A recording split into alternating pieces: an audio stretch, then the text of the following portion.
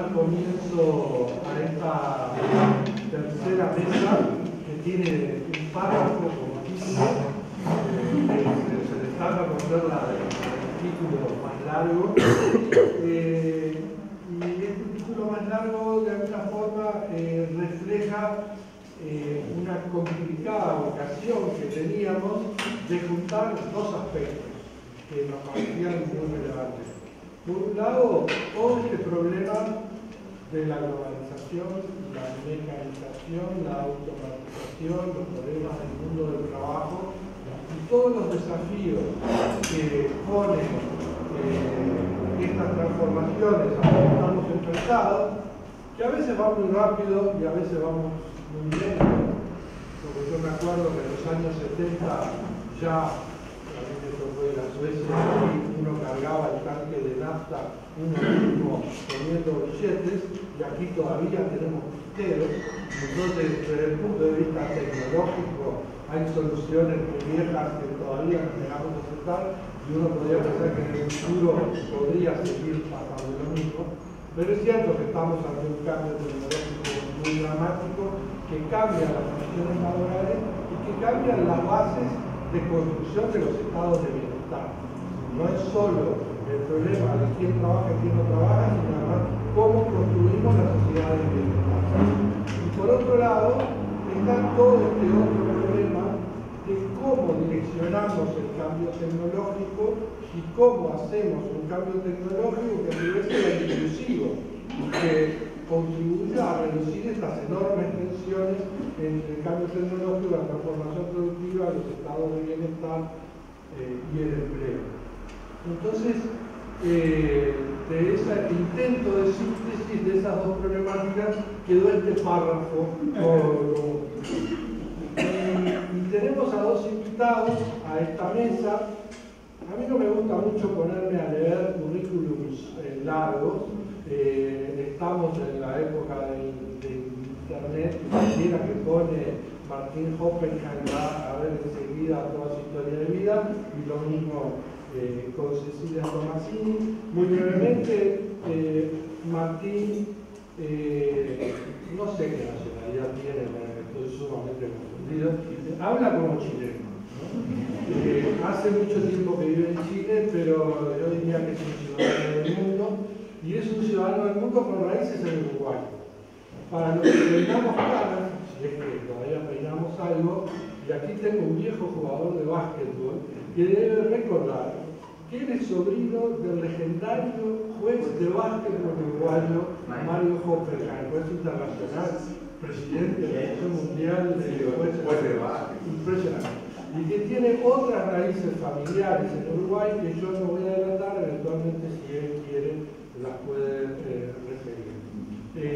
Es filósofo, pero tiene un espectro enorme en su trayectoria profesional. Yo lo conocí personalmente cuando era director de la División de Desarrollo Social del CEPAL, donde en aquel momento también trabajaba Verónica, y cuando pensábamos en ese aspecto dijimos, bueno, con Rodrigo surgió enseguida el nombre de Martín como un muy buen orador, y además lo estamos súper explotando porque adjudicamos además a Martín hacer una conferencia inaugural de la, digamos, de la actividad que vamos a desarrollar en Salto, ya que venía, lo usamos obviamente. Estamos obviamente sumamente agradecidos y contentos de tenerlo a Martín aquí con nosotros. Y por otro lado tenemos a Cecilia Tomasini, que es licenciada en Sociología, máster en Sociología, y que hizo un doctorado en Políticas Públicas en la UFRJ, la Federal de Río de Janeiro, y sus temas principales tienen que ver con el otro aspecto, ¿no? Inclusión social, ha estudiado temas de trayectorias académicas de género, está trabajando mucho en el tema de salud e innovación e inclusión social desde el punto de vista de la salud.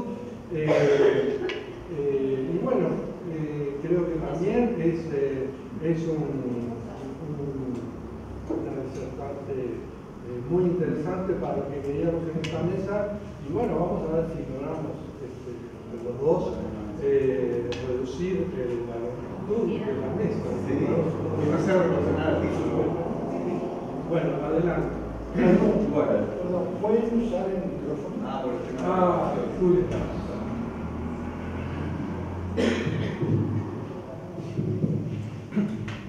Hola, bueno, antes que nada, muchas gracias, Luis, por la invitación y la presentación, y un gusto estar aquí compartiendo.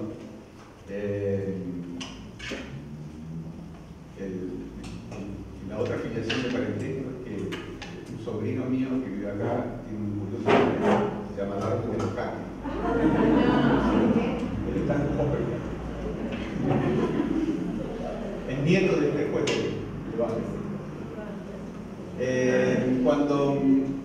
Cuando Luis me dijo el tema, yo dije, ¿qué hago ahora? Porque el tema le traía bienestar, le traía inclusión social, le trae trabajo, le trae globalización, ¿no?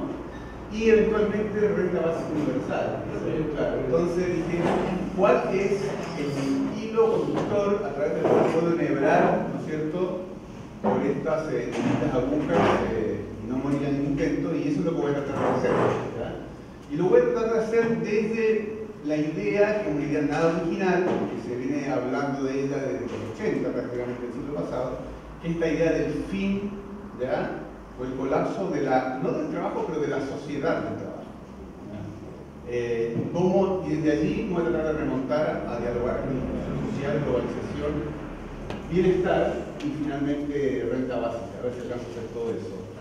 O renta básica, universal, ciudadana, para ponerle los tres nombres. Esa sociedad del trabajo, tal como se construye casi como alma o corazón de la modernidad, ¿no? Supone varias cosas, ¿no? La sociedad del trabajo supone, en primer lugar, la idea de que estamos en una fase de la historia humana, ¿no?, moderna, en que hay una especie de continuum virtuoso de producción de conocimiento que se traduce en capacidades técnicas, y que esas capacidades técnicas se traducen en incrementos de productividad, y que esos incrementos de productividad generan un crecimiento económico sin precedentes, y que eso, bajo la conducción de ciertas políticas, se traduce en un incremento del bienestar general de la población. Es como un círculo virtuoso, ¿ya?, de la modernidad, ¿no?, que va desde la revolución del conocimiento hasta las mejoras en el bienestar. Y el trabajo es un lugar de bisagra clara, de protagonista, ¿no es cierto?, porque está ahí entre técnica, productividad, crecimiento y bienestar. Está metido por debajo. La sociedad del trabajo es lo que está en la médula, ¿no? O uno podría reconstruir una secuencia, que es decir, que vivimos en esta época no es de tensión intergeneracional, sino de movilidad intergeneracional, por lo menos como imaginario positivo de la modernidad y la modernización, que es un círculo virtuoso entre desarrollo y expansión de las capacidades, mejoramiento en la productividad del empleo, inclusión social a través del empleo, ¿no es cierto?, y movilidad social por este incremento de capacidades y productividad. Mirá que son como los círculos virtuosos que están en el imaginario positivo o en el referente utópico movilizador de la modernidad. Pero sociedad del trabajo también tiene mucho que ver con lo que ocurrió desde la segunda posguerra y durante esas famosas 3 décadas gloriosas de los baby boomers, que es la idea de las economías de pleno empleo. No significa que no hubiera desocupación, pero se operaba con la idea de que el desempleo era un desempleo lo suficientemente bajo como para poder ser manejado, sobre todo desde sistemas de protección social, estados de bienestar, mecanismos de tránsito para que la gente pudiera volver a reinsertarse en el trabajo, ¿no? Pero que eran problemas básicamente de corto tiempo, de poca gente y transicionales, ¿no?, y de readaptación. O sea, eso formaba parte del imaginario del pleno empleo también, o de las economías del pleno empleo. Desde un punto de vista quizás más weberiano, o también más Foucaultiano, la sociedad del trabajo supone que el trabajo es el principal mecanismo para racionalizar los comportamientos, para esta especie como de disciplinamiento en la productividad, ¿no?, regimentar el cuerpo en función de una productividad, de modernización de ciertas costumbres y hábitos. O sea, tiene un poderoso efecto de socialización. Probablemente siempre lo tuvo, pero no como racionalización moderna de los comportamientos. Un elemento adicional en esta especie de imaginario de sociedad de trabajo es que muchas políticas, y sobre todo políticas de Estado, eran derivadas de pactos entre agentes propios del mundo del trabajo, sobre todo cuando se consolida en el fin del siglo XIX, del siglo XX, el actor trabajador como un actor organizado, fuerte, con capacidad de negociación y con capacidad de presión, ¿no es cierto? Y un Estado mediador entre actores productivos. Aparece esta idea muy fuerte y probablemente el modelo del Estado de bienestar, o una de sus versiones, surge sobre todo de ahí. Y el trabajo, finalmente, yo diría más bien que finalmente, en primer lugar, el trabajo remunerado, y hay también una división sexual importante, como se ve hoy día, el trabajo remunerado aparece como clave, como lugar privilegiado en la dialéctica entre esfuerzos y reconocimientos, ¿ya? En una visión medio meritocrática de la sociedad, ¿no? O en una relación positiva de sociabilidad ampliada, más allá de la esfera doméstica o de la esfera barrial, ¿no? El mundo del trabajo es el lugar en el cual yo tengo como una sociabilidad ampliada y en el cual se produce el espacio posible, preferencial, de reconocimiento social. Yo creo que más o menos esos distintos elementos componen el mosaico de la sociedad del trabajo. Y en gran medida también los regímenes de bienestar contemporáneos del mundo moderno están articulados con la sociedad del trabajo. Es decir, muchas conquistas políticas y muchos pactos vienen desde el mundo del trabajo y que hacen luego a parte de los regímenes de bienestar y las políticas del estado de bienestar.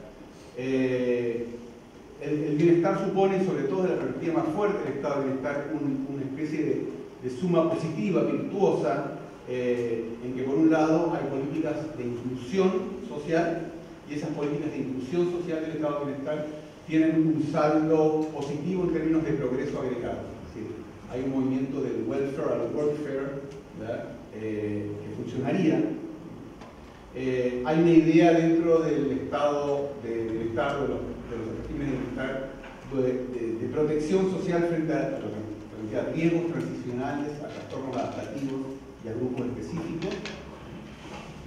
Y en un sentido más fuerte, pero en distintos grados de interpretaciones, desde el trabajo se construye en gran medida, o se amplía el referente ético político de la ciudadanía social. O sea, es un punto más grande, ¿no?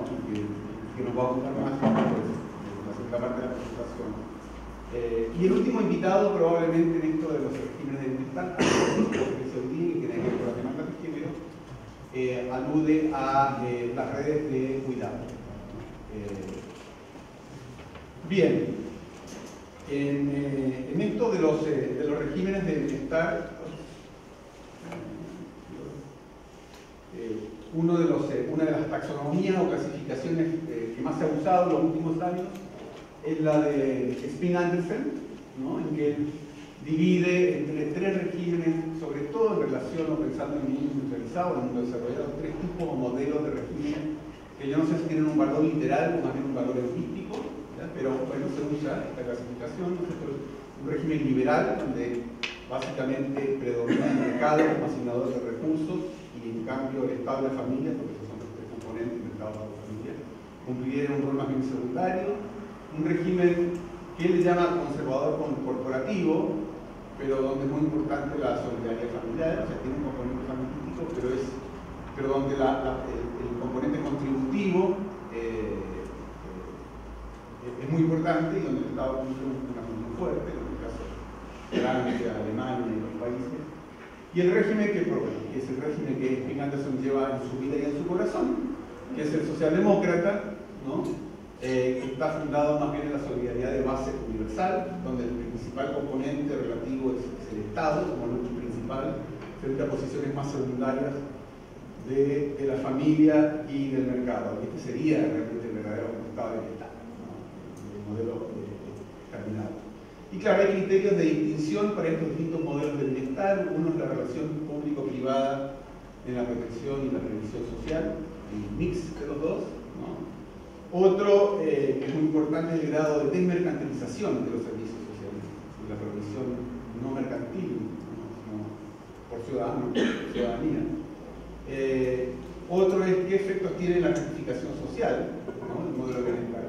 Si refuerza una certificación primaria, si la revierte, ¿no? En un sentido más de inclusión social. Y el último invitado en esta clasificación, que es un análisis que me introdujo después, es el grado de desfamiliarización. O sea que el bienestar depende menos de la familia, lo cual puede ser bueno para los jóvenes. Tiene que ver con los grados de autonomía, tanto por edad y por género, según el tipo de estado de bienestar. Bueno, hasta ahí, muy someramente, la relación primero entre sociedad de trabajo y aparición de este modelo, digamos, de estado de bienestar, con bastante relación al mundo del trabajo, al mundo del empleo, y luego de la ecología. Pero el problema es que esa sociedad de trabajo es lo que ya desde hace bastante tiempo se está considerando situación de crisis, y ahora más de crisis terminal. Ahora es la lenta agonía de alguien que no termina de morir, porque ya las previsiones, los futurólogos, incluso en los años 60, desde Alvin Toffler en adelante, están anunciando el fin del mundo del trabajo, ¿no? Y básicamente, si uno ve tasas de empleo o si ve evolución del desempleo, ha sido más cíclico que progresivo. Pero es cierto que a finales de los 70, con un cambio importante en varios aspectos, la apertura de fronteras comerciales, una desregulación muy fuerte a nivel global, el auge tremendo del capital financiero desde el tema de los petrodólares mediados de los 70 en adelante. Es decir, hay una serie de factores que concurren, ¿ya? La deslocalización de la producción de partes en los procesos productivos, ¿ya? El hecho de que países industrializados usaran países no industrializados para evitar impuestos, para pagar mano de obra más barata o lo que fuera. Todo esto concurre, si el cambio en la División Internacional del Trabajo, el capital financiero, apertura de fronteras, concurre en que sí aparece un salto, sobre todo en el mundo europeo, en los fines de los 70, principios de los 80, de un incremento en el desempleo, de un aumento muy fuerte del desempleo juvenil que nunca volvió a bajar, ¿no?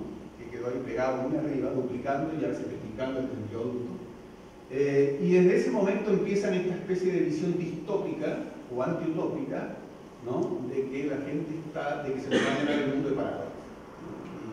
Y aparecen textos importantes ahí de André Gortz, de Jeremy Rifkin, de Dominique Méda, de Pierre Rosanvallon, en torno a este problema, ¿no? Y como con un discurso que decía algo así como: estamos pasando de la explotación en el trabajo a la Marx, a la exclusión respecto del trabajo, ¿verdad? O sea, el problema no van a ser, digamos, las poblaciones explotadas, sino las poblaciones excluidas. El tema de la exclusión social se convierte en un gran tema, reforzado mucho también en el caso europeo por las migraciones.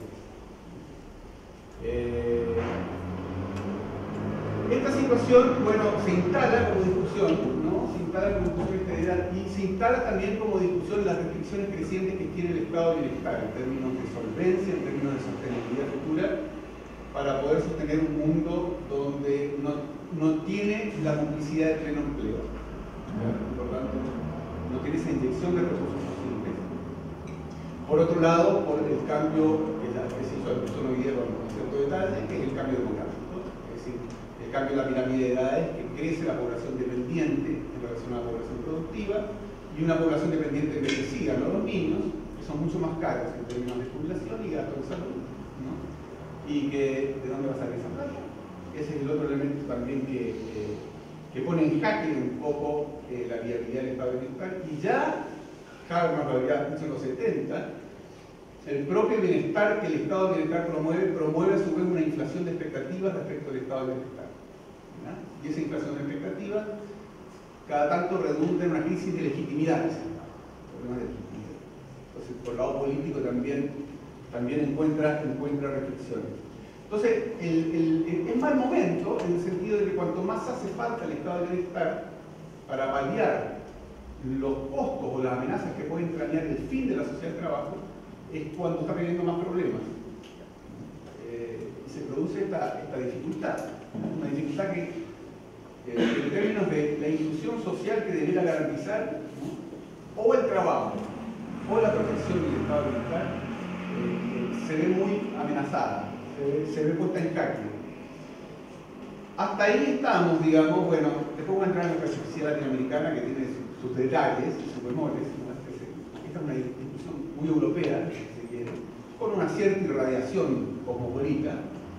Pero el gran salto en este tema es el salto de los últimos 5 a 10 años, que es el salto que viene con, primero, los análisis un poco más, no auspiciosos, sino más bien temerosos de la sociedad red en relación al mundo del trabajo, y ya con el tema de inteligencia artificial y robotización en fase avanzada, se viene con todo, ¿no? Así que se viene la idea de que hay sectores enteros del mundo del trabajo que van a desaparecer, ¿no?, por lo menos la parte humana.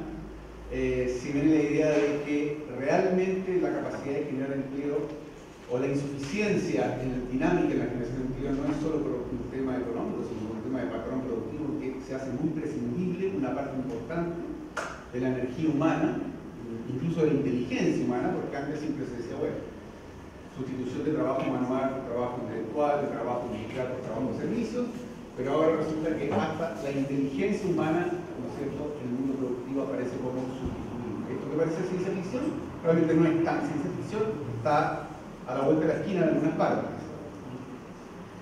Y por otro lado, además, el nuevo paradigma de este trabajo en red, con esta inyección de nuevas tecnologías, lo que también amenaza con hacer es con polarizar el mundo del trabajo en una capa muy beneficiada ahí arriba, ¿no es cierto?, de los exitosos en los startups, es decir, de los que se insertan con alto valor agregado en la economía informacional, y por otro lado, una gran masa de trabajos muy mal pagados, muy precarios, ¿no?,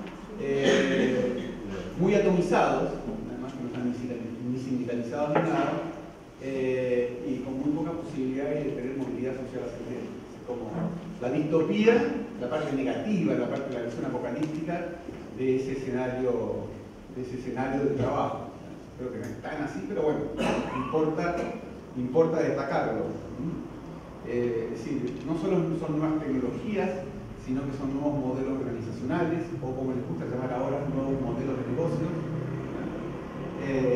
donde todo apunta a incrementar competitividad, a reducir costos, y no hay mucha consideración ética, por lo menos en los que son el pandero. Uno podría ir hacia atrás y decir, bueno, esto es lo que hace el capitalismo luchando contra la tendencia a la tasa regresiva de sus ganancias, la famosa predicción de Marx, ¿ya?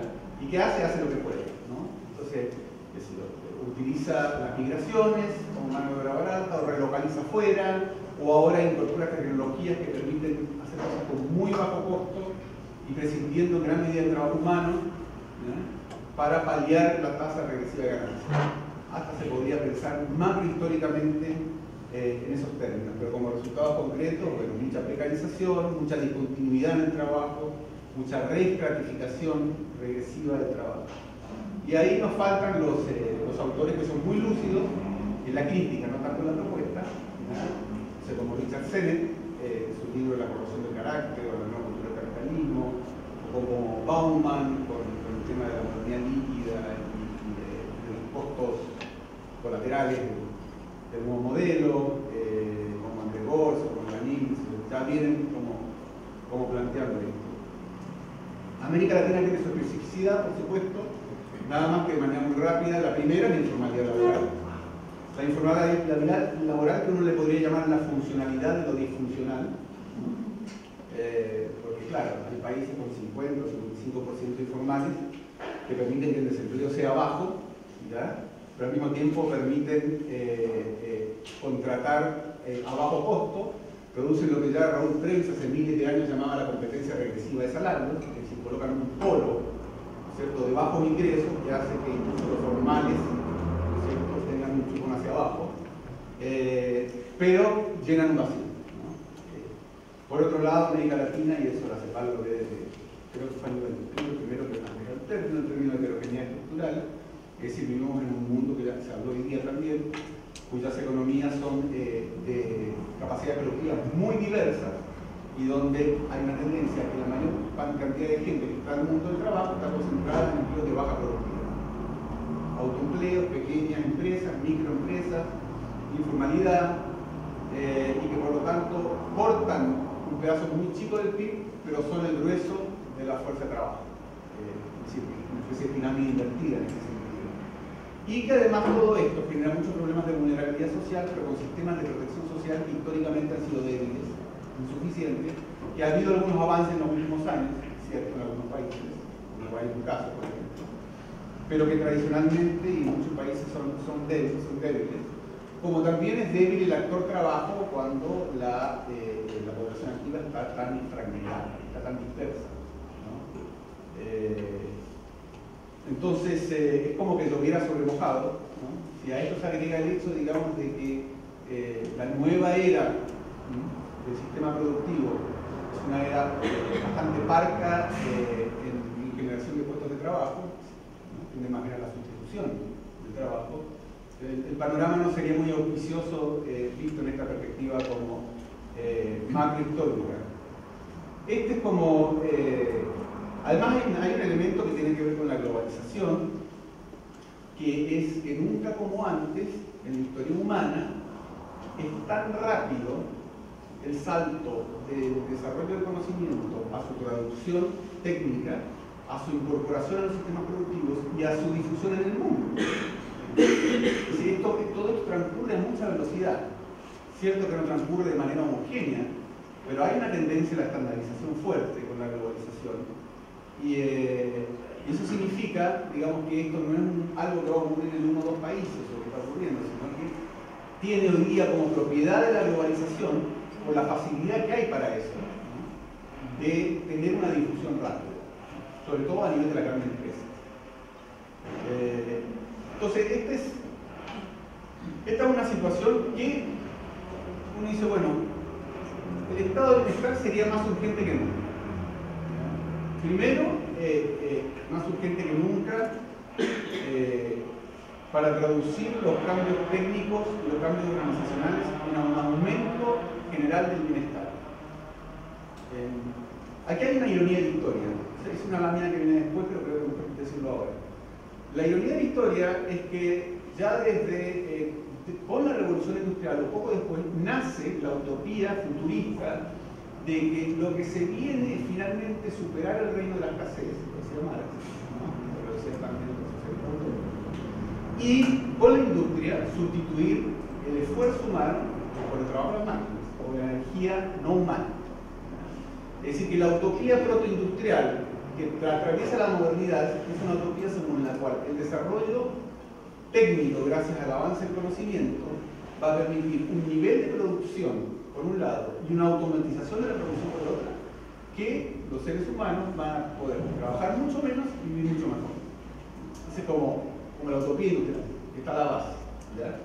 Pero lo que se da, y esa es la triste ironía de la historia, es que efectivamente el desarrollo científico-técnico fue incluso mucho más allá de lo que preveían en el siglo XIX, lo que preveía Marx, ¿ya?, pero no se traduce. O sea, sí, por supuesto, se traduce en un aumento de la productividad, pero no se traduce en un aumento general del bienestar. En parte sí, pero en parte ahora con un nivel de exclusión y una concentración de la riqueza sin precedentes. Y un mundo de ganadores y perdedores, muy marcado por el tema de los ganadores y los perdedores. En ese contexto, el estado de bienestar aparece como una institución, probablemente no sé si la más importante, pero una institución muy fuerte, muy importante para que esos cambios técnicos y organizacionales que están ocurriendo ocurran en una especie de win-win en relación al bienestar. Más que como una cosa de dilemática, ¿ya?, o de trade-offs.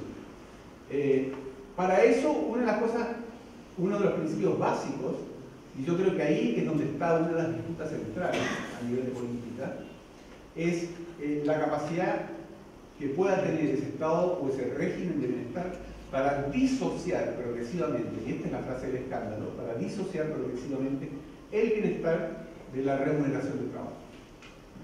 Esa es como la base.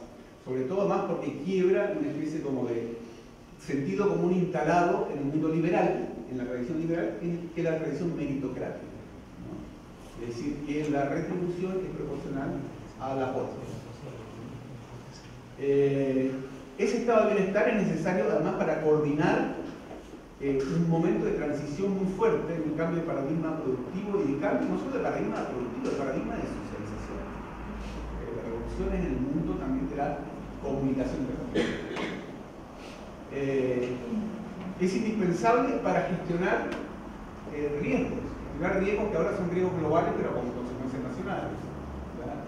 Partiendo por supuesto por el riesgo número uno que es el cambio climático, pero que no es el único. Los riesgos que tienen que ver con el desarrollo financiero, los riesgos que tienen que ver con las guerras informáticas, ¿no es cierto? Y los riesgos que tienen que ver con este cambio en paradigma laboral y la posibilidad, digamos, del fin de la sociedad del trabajo. Por otro lado, el estado de bienestar tenía o tiene otra función muy importante, ¿ya?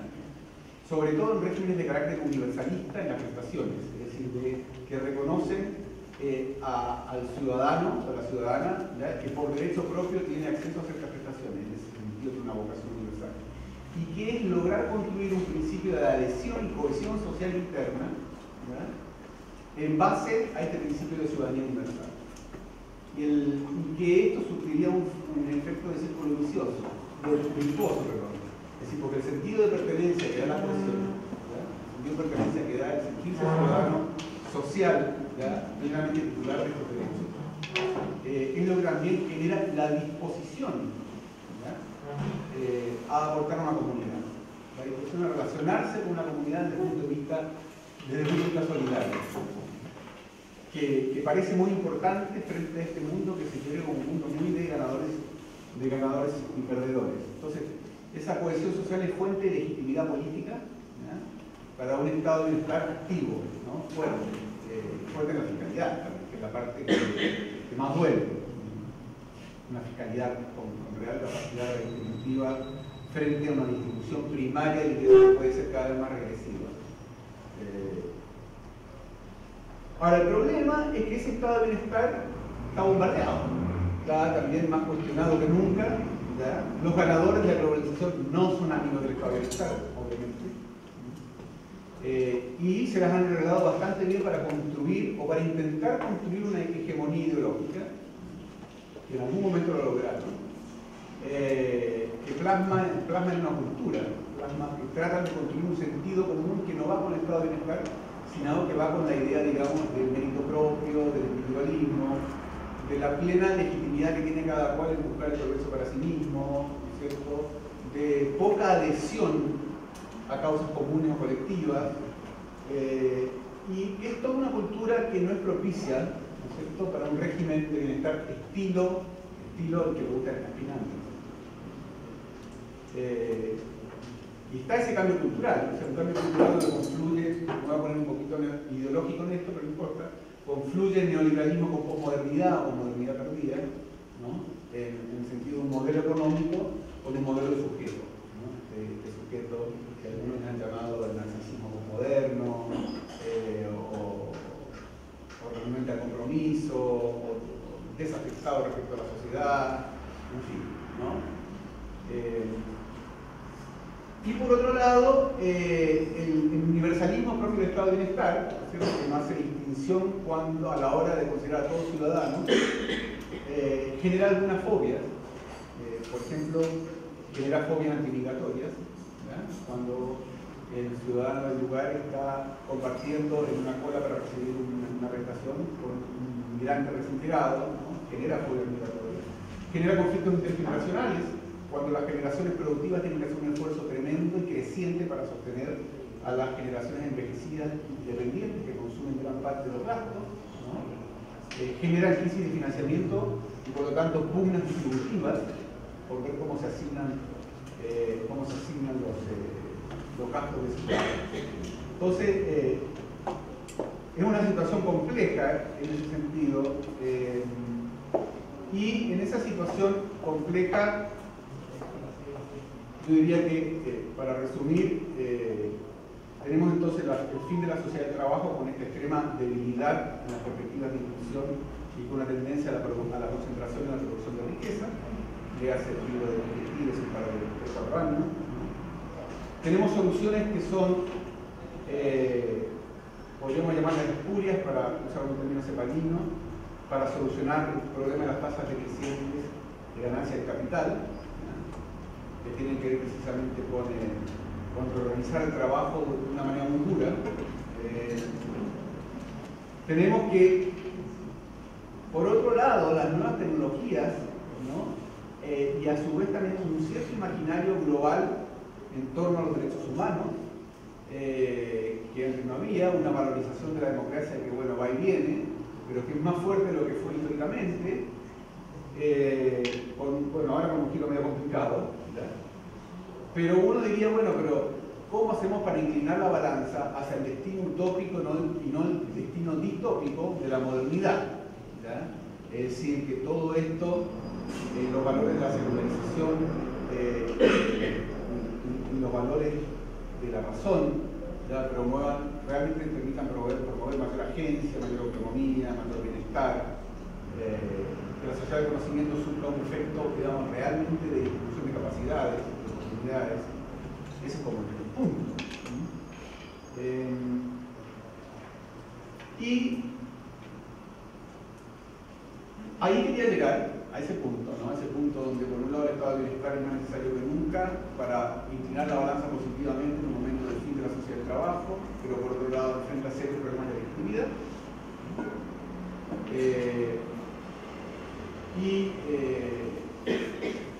Quería llegar a este punto para hablar sobre esto que está en discusión hace algunos años, que se llama o renta básica, o renta universal, o renta ciudadana. Yo creo que son 3 nombres que connotan cosas muy distintas, ¿ya?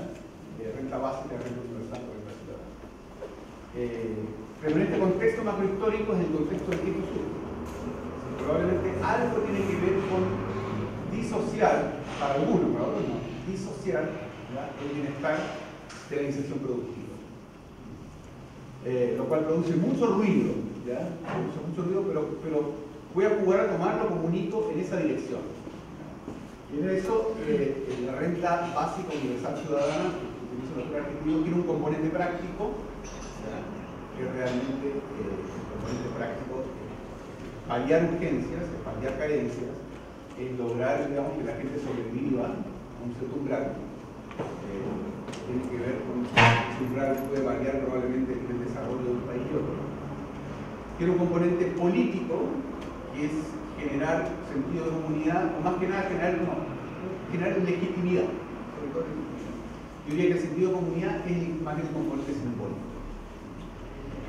El sentirse parte de. Por supuesto que una renta básica no es la plena realización utópica protoindustrial, ¿no?, de que finalmente nos liberamos del trabajo y accedemos al bienestar sin tener que trabajar, o trabajando de una manera distinta, más creativa, en fin, se imaginaba Marx. Pero sí es una señal un poco en su favor, ¿ya?, al vincular la solidaridad general con esta disociación entre bienestar y empleo, esta separación del empleo. Por supuesto que hay mucha discusión sobre cuáles son los montos, las modalidades, si tiene que ser realmente universal o no. Esa es una discusión que, bueno, está ahora en pleno y va a seguir con el tiempo. También hay una ironía en todo esto, porque la renta básica se la apropian grupos ideológicos y políticamente muy diversos. Y si, por ejemplo, hay una derecha libertaria, no sé si se llama la derecha libertaria, pero una derecha que argumenta que es una buena herramienta la renta básica universal porque reduce los costos operativos, procesos de selección, de asignación de recursos, y porque aumenta la libertad individual. Entonces cada uno ve lo que hace. Y compensaría, y se compensaría desde esa perspectiva con la reducción, que ahí está la parte de la astucia, de otras prestaciones sociales. Después hay la izquierda radical, ¿ya?, o no sé si se llama izquierda radical, pero una izquierda fuerte, que ve aquí, claro, la posibilidad precisamente de esta disociación entre bienestar y productividad. Es decir, la idea, digamos, de que la sociedad privilegia otras cosas. propiedad. Y después hay una especie de lugar que está como en el centro progresista, donde la renta básica universal es parte de un sistema de reestructuración de protección social que, claro, está circunscrito por los niveles de gasto existentes y que va en paralelo y en complemento con la provisión de servicios sociales esenciales como salud, educación y pensiones. Los defensores, después está la guerra entre los que lo defienden y los que lo atacan.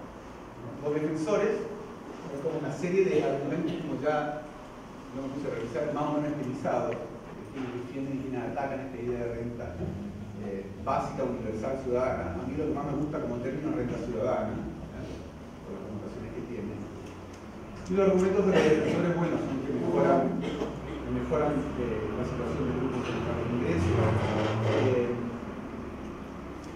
y que además abre un campo de negociación a la gente que trabaja en trabajos de peores salarios, ¿verdad? Porque tiene la alternativa que les da la renta básica, ¿verdad? Entonces no están confinados a aceptar cualquier condición de trabajo por falta de otra alternativa. Es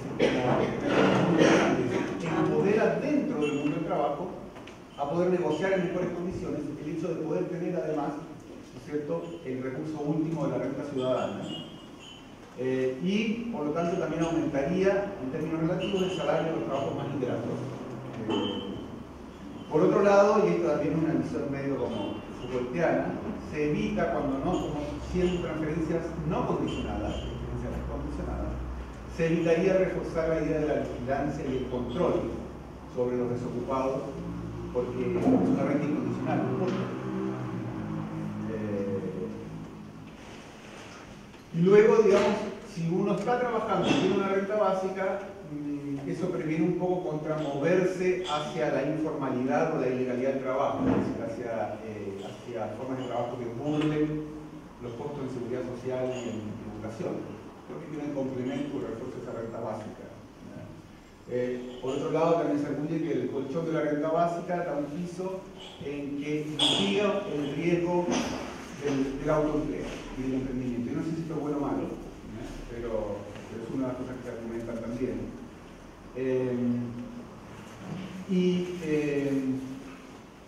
Bueno, eso más o menos. Y hay un último argumento que yo no sé si sirve o no, pero es esta idea de que hoy día todo lo que consumimos al consumir producimos, porque proveemos de información a quienes después usan esa información para volver a captarnos, ¿no? Toda la discusión que hay hoy día respecto de las redes, ¿no? Es decir, el algoritmo de alguna manera es algo que nosotros alimentamos, pero después un otro usa productivamente frente a nosotros, ¿ya? Y que entonces estamos de alguna manera trabajando sin recibir nada a cambio, más que un aumento de oferta de cosas que nos tienten, ¿no? Y que por lo tanto eso sería una razón adicional, ¿ya?, para recibir algo por toda esa información que estamos entregando. Es un poco rebuscado, ¿no? Yo lo pongo porque lo vi como argumento, ¿no? Pero bueno. Bueno, y los críticos de la renta básica tienen una serie de críticas clásicas. Una que la renta básica es inflacionaria, ¿ya? Porque aumenta la demanda, ¿no?, por otras razones, y que por lo tanto su impacto está permanentemente siendo neutralizado, ¿ya?, porque la inflación la persigue. Dos, que baja la tasa de empleo, o que no la sube, no estimula que suba, y la tasa de empleo, por lo menos en América Latina, tiende a ser baja comparada con otros países. Tres, que lesiona la meritocracia, y lesiona la meritocracia y la motivación propia de la meritocracia, y que erosiona valores cívicos y valores de autonomía, como el workfare, ¿no?, el mérito, el esfuerzo, valerse por sus propias manos, todos estos valores que desde la perspectiva liberal son valores constitutivos de la convivencia. Y luego que los peores trabajos captarían a los no ciudadanos, es decir, a gente menor de edad que no recibe la renta, o a migrantes que no son ciudadanos. No sé si será así, ¿verdad?, pero es como una representación muy compasivo con esto. Y que además esto supone trade-offs. Es decir, si yo invierto en esto, dejo de invertir en otras cosas que a lo mejor serían más productivas o que tendrían, digamos, resultados de mayor sostenibilidad en los demás. Son como elementos propios de de los adversarios de esta idea de una renta ciudadana. Más allá de los argumentos a favor y en contra, y con esto termino, ¿verdad? Lo que sí me parece interesante en toda la renta ciudadana como caballo de Troya de un régimen militar, quizás no es el elemento principal, pero es una punta de lanza, es que abre discusiones que tocan muchos elementos propios del desarrollo, o de cómo pensar el desarrollo. O sea, abre flancos de discusión sobre temas de financiamiento, de fiscalidad, de la economía política, de la desigualdad, de la comuna instructiva, del sentido de pertenencia como ciudadano o ciudadana, de cómo se relaciona el trabajo, el no trabajo y el bienestar, de cómo se tensionan y no necesariamente se complementan el valor de la meritocracia y el valor de la ciudadanía, y son cosas muy importantes, que están todas como metidas ahí adentro en el paquete de la discusión. Por lo tanto, creo que tiene esta cosa interesante que tiene el poder de catalizar, de movilizar valores y miradas contrastantes respecto del sentido del desarrollo y de la inclusión social. Por eso se provoca, en ese sentido, provoca positivamente, interpela la forma dominante de globalización capitalista. Entonces, esa es la secuencia que yo he intentado hacer, digamos, desde sociedad de trabajo para llegar hasta renta ciudadana. Quiero terminar nada más diciendo que, por supuesto, esto es una visión esquemática en que me di a la tarea de tocar 5 conceptos detrás de los cuales hay, digamos, pilas y pilas de reflexión en literatura y tratar de tejer una pequeña secuencia y ensayarla para aportarla a la discusión. Gracias por la paciencia.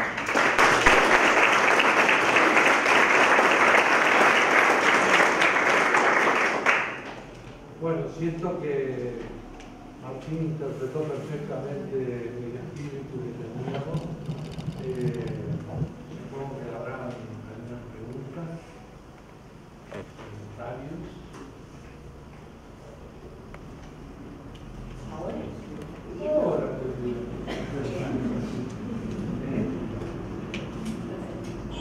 ¿Se anota? Mientras el público va calentando los motores, yo hago una. Me llamó la atención como que ponías en duda, capaz que te entendí mal a la pasada, que hubiera habido efectivamente una importante reducción de la jornada de trabajo en los países desarrollados en todo este proceso de cambio tecnológico, ¿no? Las cifras que, por lo menos que yo he visto, es de significativas reducciones de la jornada de trabajo. Lo que uno puede encontrar eventualmente es una gran heterogeneidad cultural ya no en países, sino sabemos en el nivel global entre los que participan de los sectores dinámicos de alta productividad y que disfrutan de eso, y los que quedan marginados y que tienen que hacer trabajos no calificados para que probablemente llevan a trabajar unas cuantas horas para... No sé si te entendí mal. Y lo otro es que creo que un argumento, al menos que a mí me parece importante a favor de la renta básica universal, tiene que ver también con hacer más fácil el cambio tecnológico. Más allá de que el cambio tecnológico no siempre vaya en la buena dirección, de facilitar que la sociedad se adapte más rápidamente a estos cambios permanentes y que haga más fácil la transición de sectores de menos a sectores de mayor productividad. No sé si hay alguna pregunta. En un momento hablabas de los estados de bienestar que funcionan, generan la inflación de las expectativas sobre la legitimidad de esos estados de bienestar y así se generan círculos viciosos, digamos, de crisis del estado de bienestar. Te quería preguntar en qué forma entendías que esto podía ser una explicación a las últimas elecciones políticas en la región, ¿no? En Argentina, en Brasil, o cómo eso se podía asociar con los resultados de las elecciones. Sí, la verdad que partiendo por la segunda pregunta, hay un libro de Jürgen Habermas de los años 70, muy temprano, que se llama algo así como Problemas de legitimidad en el estado de bienestar, no me acuerdo ni siquiera bien el nombre, que él hablaba en esa época, ¿ya? de que gracias, digamos, al Estado en gran medida, pero yo me imagino que también tuvo que ver con el resultado de 3 décadas de crecimiento y la ampliación del consumo, había como que las expectativas iban más rápido que las posibilidades materiales de satisfacción, y que eso erosionaba la legitimidad del Estado militar.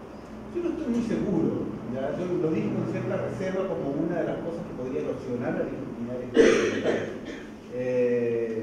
porque me parece como un poco de sentido común que no sea así. Pero lo que sí yo creo es que los cambios, a lo que le refieres como los cambios electorales, ¿no? Yo creo que más que, en ese sentido, tiene que ver, más que con una crisis de expectativas, tiene que ver con la idea, yo creo que una idea muy fuerte en esto, que yo creo que tiene un componente ideológico importante, pero que es vivido como injusticia por mucha gente, ¿verdad? Como una injusticia, es que hay gente que no hace nada y se beneficia, ¿verdad? Y que el Estado, o por lo menos que las transferencias, y sobre todo las transferencias no condicionadas, ¿no? tienden a consolidar, esta es como la visión ideologizada, tienden a consolidar un mundo dividido entre sanos y productivos. Es una gran arma comunicacional, ¿no? para ir contra de la idea de transferencias no condicionadas, ¿verdad? Y que se usa absolutamente todo el tiempo. Partió usándose en Estados Unidos incluso con las zonas deprimidas de grandes ciudades, hace mucho tiempo. Entonces yo no creo mucho en esta idea de que la expectativa respecto del Estado, que el propio Estado cree expectativas que a lo mejor puede crear expectativas que no puede cumplir en la medida en que un Estado de bienestar no siempre, o sea, hay algunas políticas del Estado que trata de no modificar, claro, pero hay situaciones en que aprieta y situaciones que suelta, no es como estable todo el tiempo, y eso sí puede producir. Pero me parece más que es otro argumento más potente, ¿verdad? Para erosionar la legitimidad de un Estado que redistribuye a través de transferencias no condicionadas, sobre todo. Es donde se hace más fácil argumentarlo como estrategia comunicacional, mucho más que argumentar salud pública, no sé, otras cosas. Ahora, respecto de lo de la reducción de la jornada, que es algo que ha estado ocurriendo en algunos países europeos, ¿no? Francia y algunos países de Escandinavia, yo creo que precisamente, o sea, son los países que más se acercan, en cierta forma, ¿no? a modelos de bienestar que traten de capitalizar el progreso en función del bienestar, ¿no? Y que incluyen en el bienestar ahora, además, no solo las necesidades básicas, sino las nuevas necesidades como tiempo, ¿no? Tiempo disponible para uno, en fin, hay otras que se han ido agregando. Y por otro lado está también el manejo, digamos, de horas de trabajo que tiene que ver con la otra pata, que es la pata de mitigar desempleo, ¿no es cierto?, a través de acortar jornadas laborales y entonces dejar horas laborales para otros, ¿no? O sea, es la combinación, yo creo, es una combinación de las dos cosas en un intento por el win-win, ¿no? de apreciar más el tiempo como un bien público, y reducir la jornada, entender que el desarrollo productivo permite menos trabajo, por lo menos en el gran esquema histórico, y por otro lado paliar problemas de generación dinámica de empleo.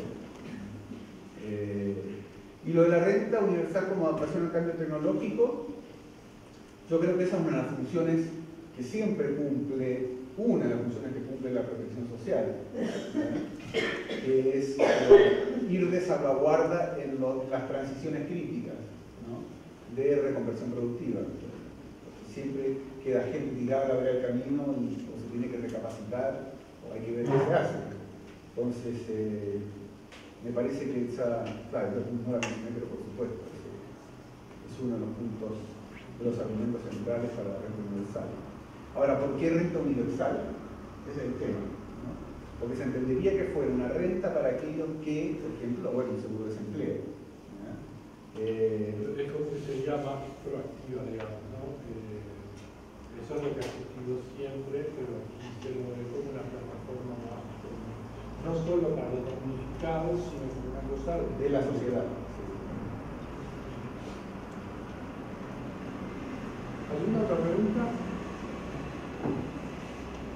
Bueno, después volvemos, en todo caso, porque seguramente se van a juntar las dos comunidades. Gracias a todas y a todos por estar acá presente hoy, gracias al comité por la invitación. La verdad que cuando vi el título, ¿no?, de la mesa dije, bueno, o sea, tengo una sola opción, que es recortar este título, ¿no? Y simplemente hice eso. Lo corté y redujo un poco de complejidad y lo llevé a intentar explorar, intentar compartir con ustedes, traer argumentos, recuperar ejemplos sobre una de las perspectivas que hace más de 10 años que venimos trabajando en la Comisión Sectorial de Investigación Científica, que tiene que ver con la innovación para la inclusión social. Entonces ahí tomé una de las partes del título de la mesa para preguntarnos si estas perspectivas se pueden constituir en políticas alternativas, políticas de innovación alternativas, políticas de producción de distribución alternativa. Y bueno, eso es lo que voy a intentar hacer un poco ahora, recuperar argumentos, recuperar ejemplos. Para eso la estructura de la presentación básicamente va a ser primero traerles el marco normativo en el cual intentamos sustentar esta perspectiva, después revisar un poco la evolución o algunas modificaciones en las políticas de ciencia y tecnología, cómo han entrado las dimensiones sociales o las preguntas por el bienestar, las preguntas de las políticas sociales en las políticas de ciencia y tecnología. Y por último voy a intentar bajar un poco a tierra todo eso, centrarlo en el ejemplo del programa que tenemos en la CSIC, que es el programa de investigación e innovación para la inclusión social, que ya Rodrigo mencionaba en la conferencia inaugural del seminario. Este es el programa que hace más de 10 años que tenemos en la CSIC, que es un programa que sustentamos con un colectivo docente que dedicamos tesis de maestría, dedicamos tesis de doctorado a intentar armar un cuerpo teórico para sustentarlo, pero también lo operacionalizamos en un programa que financia proyectos de investigación. Entonces esa va a ser un poco la estructura de la presentación. Y desde el inicio y como punto de partida, lo primero que tengo que decir, y no hay otra que decirlo, que es que la literatura de innovación y la literatura de estado de bienestar básicamente no dialogan entre ellas, ¿no? Siguen dos caminos paralelos para interpretar o para explicar modelos de desarrollo. Eso lleva de alguna forma a pensar las políticas de innovación y las políticas sociales casi como compartimentos estáticos, como esferas de acción separadas.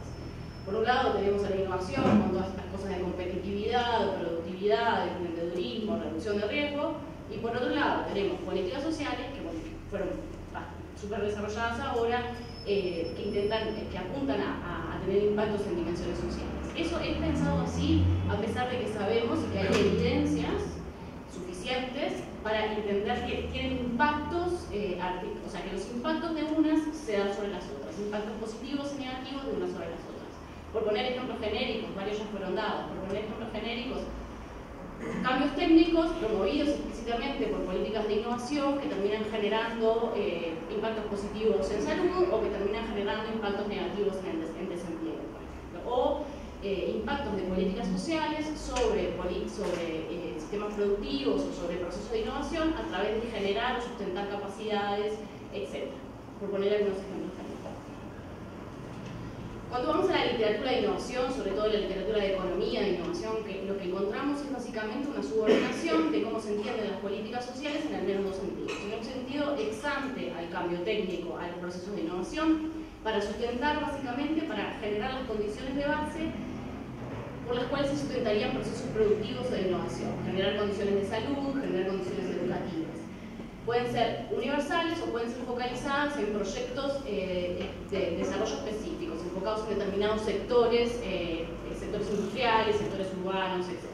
Pero también son subordinadas en un sentido ex post al cambio técnico o a la innovación, como forma de compensar las externalidades negativas sobre ciertos grupos o sobre ciertos individuos a las externalidades negativas que puede traer el cambio técnico o la innovación. Y que juegan un importante papel también en amortiguar los riesgos o los efectos de la industrialización, de la urbanización, etc. normativo, en nuestro esquema normativo, en realidad lo que queremos plantear, o la idea que les voy a pedir que tengan en la cabeza para seguir avanzando en la presentación, es básicamente la idea de que puede no existir una subordinación de objetivos de unas políticas hacia la otra, que puede existir cierta complementariedad de los objetivos de las políticas sociales con los objetivos de las políticas de innovación. Que esa complementariedad implica que las políticas sociales tengan un rol proactivo y no meramente compensatorio en los procesos de promoción de la innovación, en los procesos de cambio técnico, y que a la vez las políticas de ciencia y tecnología, las políticas de innovación, se orienten a atender directamente las demandas de esas políticas. Y ese directamente, después lo voy a problematizar más, pero es un factor también importante en este esquema normativo. Ahora, con esto en la cabeza, ¿cómo las políticas de ciencia y tecnología han incorporado las preocupaciones relativas a las dimensiones que son objeto de las políticas sociales? Cuando pensamos eso, y vamos a ver las trayectorias de las políticas de ciencia y tecnología, lo primero que surge es, hace años, que las políticas de ciencia y tecnología apuntan a sectores estratégicos de la economía, ¿no? Existen, si uno ve las trayectorias, muy a grandes rasgos, las trayectorias de las políticas de ciencia y tecnología en América Latina, empiezan enfocadas en la oferta, fomentar la oferta de conocimiento, generar capacidades, a mirar un poco más para el lado de la demanda, las demandas del mercado, ya en los años 90, y empiezan a incorporar sectores estratégicos gubernamentales por los años 2000, fondos sectoriales, etc. Varios de estos fondos sectoriales, de estas políticas verticales, apuntan a dimensiones sociales claves, como la salud, educación, empleo, etc., trabajo, etc. Ahora, ¿implica eso que las políticas hayan incorporado estas dimensiones sociales, en tanto las demandas de los sectores sociales y las demandas de las políticas sociales? En realidad hay un ejercicio interesante para hacer, es ver quiénes participan en la negociación, quiénes participan en la definición de las agendas de estos fondos sectoriales, de estas políticas. Y por poner nada más un ejemplo rápido, les voy a poner el caso de Brasil, que es solo un ejemplo de fondos sectoriales bastante clásico. Brasil inaugura los fondos sectoriales allá por el año 97. El primer fondo sectorial que tuvo fue el Fondo Sectorial de Petróleo, ¿no? Innovación, investigación, apuntaba a generar capacidades para el sector de petróleo. Fue un fondo que comenzó en el 97 con el gobierno de Fernando Henrique y que siguió después con los primeros gobiernos del PT. Se diversifica para los años 2002, para el año 2002 con el primer gobierno de Lula, y entran otros fondos sectoriales, apuntando a cuestiones de salud, a cuestiones de biotecnología, agronegocios, etc. Ahora, cuando vamos a ver quiénes integran los comités que coordinan estos fondos sectoriales que podrían orientarse, el Fondo de Salud podría orientarse a las necesidades del sistema de salud. Bueno, la integración de este comité directivo de los fondos eran básicamente las agencias de ciencia y tecnología, las diversas que existen en Brasil, en cuestiones de agro, estaba Embrapa, por ejemplo, que es como nuestro INEA, pero en Brasil, y estaban instituciones o agencias relacionadas con el Ministerio de Finanzas, digamos, o sea, los intereses que orientaban o que continuaban orientando esas agendas de los fondos sectoriales continuaban siendo intereses, por una parte, de los sectores económicos del gobierno, intereses de la oferta de conocimiento o de la academia, intereses del mercado. Digamos, o sea, los intereses de aquellos actores que directamente representaban demandas sociales, como el Ministerio de Salud, no estaban ahí adentro. Después los intereses del Ministerio de Salud entran a jugar un rol principal, pero entran en la política de ciencia y tecnología por otros procesos, etc. No entran por esta orientación explícita hacia sectores estratégicos. ¿Y qué pasa en los últimos tiempos con las políticas de ciencia y tecnología? Bueno, en los últimos tiempos hay como una emergencia, una cuestión que se ha puesto de moda, de incorporar dimensiones sociales, ¿no? Entonces se habla de una ampliación del foco de las políticas de ciencia y tecnología. Empiezan a incorporar en aspectos de políticas cuestiones como pobreza, cuestiones como inclusión social. Esto pasa en Uruguay, por ejemplo, el PENPI reconoce como un objetivo generar y ampliar conocimientos para la resolución de problemas sociales específicos y la inclusión social en general. También pasa en Brasil, donde la Estrategia Nacional de Ciencia y Tecnología incorpora problemas de inclusión social. De hecho, abre una agencia específica, una secretaría específica para promover la relación entre ciencia y tecnología e inclusión social en el Ministerio de Ciencia y Tecnología. Una agencia que básicamente queda encapsulada a atender algunos problemas de difusión científica, inclusión, brecha digital, etc. Pero también pasa en otros países, pasa en el sur global, pasa en Sudáfrica, pasa en las políticas de ciencia y tecnología de la India. Por ejemplo, en Sudáfrica empiezan a incorporar en sus planes de ciencia y tecnología, planes de innovación, algunos programas relativos a la disminución de la pobreza, a la extensión del empleo a través de ciencia y tecnología. Esto pasa en Sudáfrica, después atendiendo en realidad la consulta de una consulta que hizo la OCDE para hacer recomendaciones de hacia dónde se tenía que dirigir la política de ciencia y tecnología en Sudáfrica. En la India pasa de forma muy especial, pasa relacionada con ese modelo de desarrollo indio que tiene que ver con la innovación frugal, que tiene que ver con pensar en el contexto de escasez y generar innovaciones que atiendan las necesidades de sectores sociales marginados o sectores sociales de bajos ingresos, buscando innovaciones que amplíen el acceso a menores costos. Entonces, ¿implica efectivamente esto una ampliación del foco de las políticas de ciencia y tecnología? Hay un consenso bastante grande que la ampliación, que la operacionalización de esas políticas en programas fue bastante limitado. No se limita a algunos sectores específicos a abrir programas, por ejemplo, esto que les contaba de la Secretaría en Brasil, específicas destinadas a algunos programas, por ejemplo, que atienden tecnologías sobre discapacidad, a disminución de la brecha digital, etc. Programas bastante encapsulados, programas con pocos recursos, dentro de los ya pocos recursos que tienen los Ministerios de Ciencia y Tecnología. Pero en realidad la ampliación del foco de la política de ciencia y tecnología para incluir estas demandas o estas demandas que podrían ser fruto de políticas sociales implicaría varias cosas más. Implicaría desafíos en términos de articulación con actores a los cuales las políticas de ciencia y tecnología, las agencias de ciencia y tecnología en general no están acostumbradas.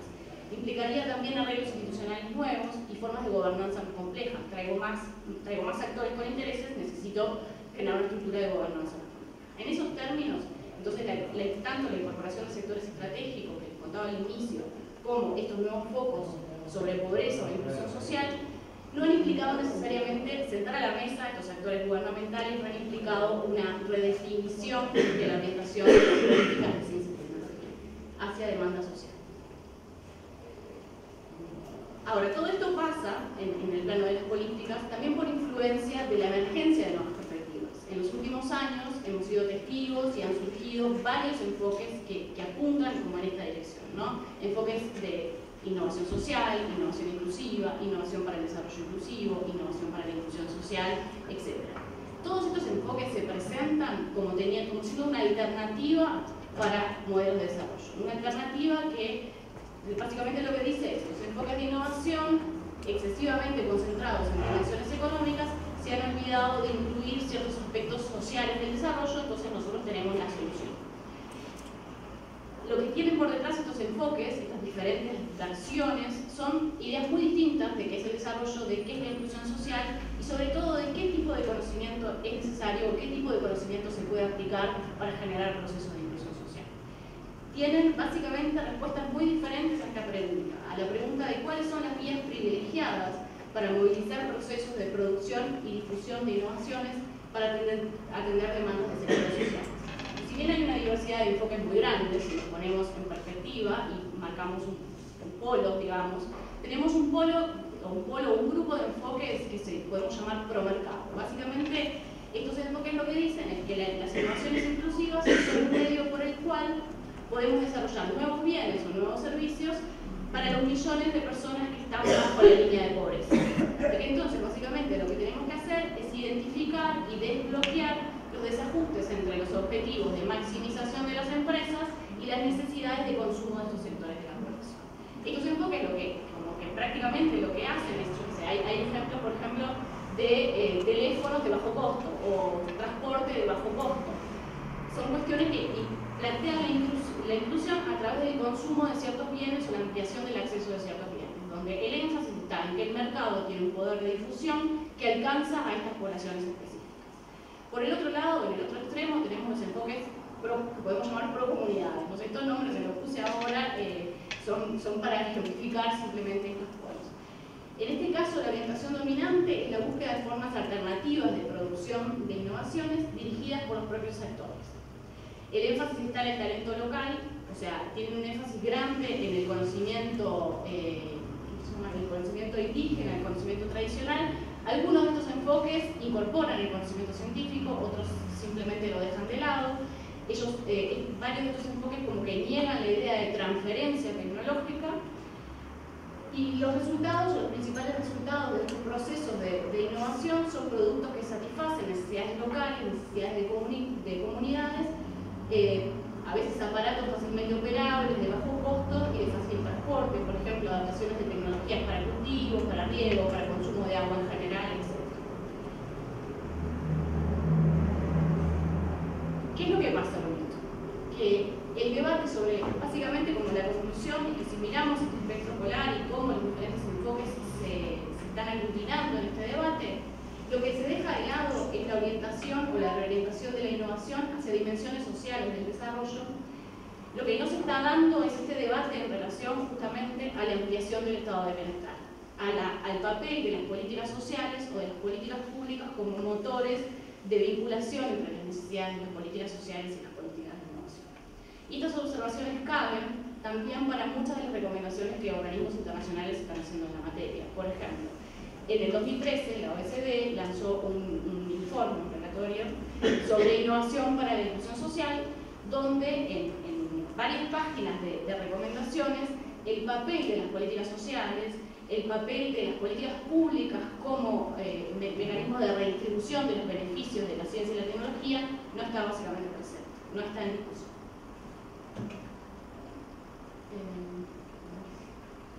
Estos enfoques también tienen respuestas muy distintas a la pregunta de a quién incluir y incluirlos en qué. Por un lado, en estos enfoques los usuarios de las innovaciones son meramente consumidores que acceden a los productos en el mercado bajo costo. Por el otro lado, no hay una diferencia entre quiénes son los usuarios y los productores de innovaciones. De la misma forma, la inclusión social se define para algunos de estos enfoques a partir de la renta de los individuos o de los hogares, y por el otro lado hay un enfoque más bien multidimensional, en función de las necesidades de los individuos y sus contextos. Entonces acá es cuando quiero empezar a delinear un poco nuestra perspectiva, o la perspectiva de innovación para la inclusión social. Cuando nosotros pensamos en la definición de inclusión social, lo que intentamos hacer, o a donde intentamos apuntar, es a una definición multidimensional de la inclusión social, donde sí claramente se priorizan las necesidades y las demandas de los sectores de bajos ingresos, pero donde la pregunta central está en aquellos factores que empobrecen las vidas de las personas, ¿no? A la Amartya Sen, como el rector ejemplificaba también en la inauguración de las jornadas. Lo que nos interesa es centrar la atención en las opciones de vida y las oportunidades. Es decir, que no basta con tener un recurso o con poseer un recurso para que ese recurso revierta en mejoras en la calidad de vida, ¿no? Esta es como nuestra idea de inclusión social. Básicamente la idea, o sea, para poner el ejemplo que se pone habitualmente, cuando de que no basta poseer un recurso, yo puedo ser poseedora de un recurso muy valioso como una bicicleta estándar. Tengo una bicicleta estándar y tengo determinadas necesidades de movilidad. Ahora, si en mi contexto, o sea, las calles o las calles de arena no permiten usar la bicicleta, o si tengo determinadas restricciones a mi movilidad porque tengo algún problema, no sé, de discapacidad motora, no voy a poder usar esa bicicleta. O sea que el hecho de meramente poseer un recurso no hace con que pueda haber las oportunidades que tengo ampliadas. Esto es un norte, esto es una idea, es una definición a la que atendemos. Ahora, el problema y todos los desafíos más grandes empiezan cuando tomamos esta definición y la queremos traducir en generar demandas de conocimiento para aplicar a un programa para financiar y para orientar las agendas de investigación de la universidad. Y de hecho esto es un desafío enorme. Cada vez que inauguramos un programa, cada vez que sentamos a la comisión de evaluación de un programa, y está Javier, lo estoy mirando, y acá Judith también, que tienen experiencia con eso, cada comisión empieza con la pregunta de, bueno, ¿pero qué es inclusión social? ¿Cómo lo definimos? Entonces, es un trabajo que lo damos cotidianamente, que lo damos también de una forma inductiva, teniendo este norte, pero de forma inductiva cada vez que abrimos un llamado a este programa, y donde tenemos algunos obstáculos importantes que quiero delinear también. Uno de esos obstáculos es que para que un problema se consolide como un problema de inclusión social que pueda entrar en la agenda de ciencia y tecnología, es necesario que se plantee como demanda, como una demanda pública, ¿no? Como una demanda como una necesidad. O sea, ¿qué quiero decir? Para pasar de una necesidad a un problema y de un problema a una demanda es necesario cierta capacidad de agencia. Es necesario que haya quien se embandere de ese problema y lo presente. Bueno, eso es una cuestión que es necesario fortalecer. O sea, esto no tiene solo que ver con plantear temas que son de inclusión social, sino que también tiene que ver con ampliar los mecanismos de democratización por los cuales le damos voz a ciertas personas para que planteen esas demandas, le damos voz para que el conocimiento también llegue a esos espacios. También otro de los cuellos de botella que tenemos tiene que ver con cómo construimos o cómo pasamos estos problemas de inclusión social a demandas que sean susceptibles de atender con la generación de conocimiento, con nuevo conocimiento, con tecnologías, porque definitivamente no todos los problemas necesitan nuevo conocimiento, necesitan tecnología para solucionarlos, o al menos depende de cómo se plantea. Volviendo al ejemplo anterior de mi bicicleta. Yo puedo tener esta bicicleta, puedo tener un problema de movilidad y hay varias formas de resolver este problema. Una forma de resolverlo sería coordinar un servicio de traslado que, dado que tengo cierta capacidad motora, me lleve a los lugares donde tengo que concurrir. Otra forma de resolverlo sería generar conocimiento, generar una innovación para readaptar esa bicicleta, pensar nuevos materiales con los cuales pueda construir esa bicicleta, pensar nuevas formas de que la bicicleta funcione en la arena, no sé, por poner un ejemplo. Esto me lleva directamente a otra cuestión importante del enfoque que tiene que ver con qué tipo de conocimiento consideramos que es legítimo para movilizar procesos de inclusión social. ¿Qué tipo de conocimiento queremos promover para mejorar la inclusión social? Acá hay una cuestión que es como un poco, está de fondo, que es que muchas veces en estos enfoques se piensa que, bueno, para el conocimiento que necesitamos para mejorar las condiciones de pobreza, la inclusión social, es atar con el hambre, ¿no? O sea, no necesitamos conocimiento de avanzada para mejorar las situaciones de vida, y eso efectivamente no es así, porque mejorar las situaciones de vida es desde generar una nueva vacuna hasta generar cuestiones prácticas menos complejas. Pero lo que sí quiero insistir acá, y en realidad también Rodrigo insistió en la presentación, en la inauguración de las jornadas, es que de lo que se trata es de movilizar el conocimiento avanzado. Y si vamos a movilizar el conocimiento avanzado, el conocimiento de punta que tenemos, lo que necesitamos es darle lugar a la universidad. Lo que necesitamos es que los investigadores de la universidad se pongan al servicio de estas agendas orientadas a la inclusión social. Y para poner esas agendas necesitamos dirección y necesitamos incentivos. Entonces esa es otra cuestión principal. ¿Cuáles son los incentivos? ¿Cuáles son los mejores incentivos para orientar estas agendas, para vincular estas demandas con estas agendas? Bueno, uno de los ejemplos que tenemos, y es el que básicamente hemos trabajado hasta ahora, es el programa de innovación e investigación para la inclusión social. Este programa, que comenzó en el año 2008, que sistemáticamente se fue abriendo cada 2 años, ya cumple 10 años. En las sucesivas ediciones hemos financiado proyectos en el área de la salud, en el área de vivienda, nutrición, desigualdad de género, desigualdades territoriales, discapacidad, trabajo informal, etc. El objetivo básico de ese programa es contribuir a la solución de problemas que obstaculizan la inclusión social de algunos grupos de la población mediante la construcción de conocimiento e innovaciones en todas las áreas cognitivas.